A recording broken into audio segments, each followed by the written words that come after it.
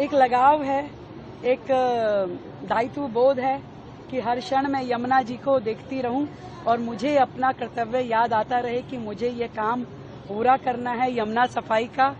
और जितना ज्यादा उनसे जुड़ी रहूंगी उतना मेरे जदोजहद में वो चीजें चलती रहेंगी और मैं और शिद्दत के साथ ये काम कर पाऊंगी।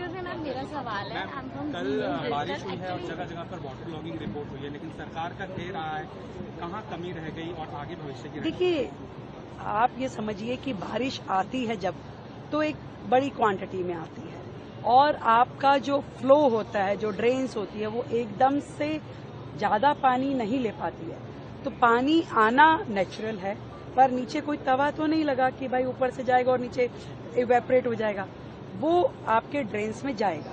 उसको यदि वो आधे घंटे से लेके 1 घंटे में निकल जाता है तो समझिए कि वो नेचुरल है, परंतु उससे ज्यादा यदि वो रुकता है तो वो प्रॉब्लमेटिक है। उस प्रॉब्लम में नाले की ब्लॉकेज है कि नैरो है कि कहीं उसकी कनेक्टिविटी में कमी है, उसको चेक करने की आवश्यकता है।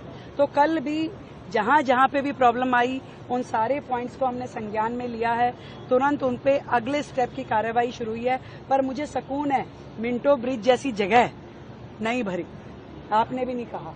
तो यानी कि चीजें दुरुस्त होने की दिशा में चल रही है और सरकार को जिस तरीके से अभी अल्पकाल हुआ है, हमारी जो पॉलिसी है, जो काम करने की नीयत है और जो जिस तरीके से हम चीजों को संज्ञान लेते हुए चेक कर रहे हैं, पूरे डिपार्टमेंट को उसमें इन्वॉल्व करके उनकी जिम्मेदारी फिक्स करके काम कर रहे हैं, तो मुझे लगता है कि धीरे धीरे बाकी जो पॉइंट अभी रहते हैं वो भी ठीक हो पाएंगे। कुछ काम हुआ है, कुछ होना है और कुछ और भविष्य में बेहतरी के साथ में होगा, इतना मैं दिल्ली की जनता को विश्वास करती हूँ। डेंगू आने वाला है, हर साल डेंगू लगा रही है कि मोहल्ला, मुझे लगता है कि थैंक यू।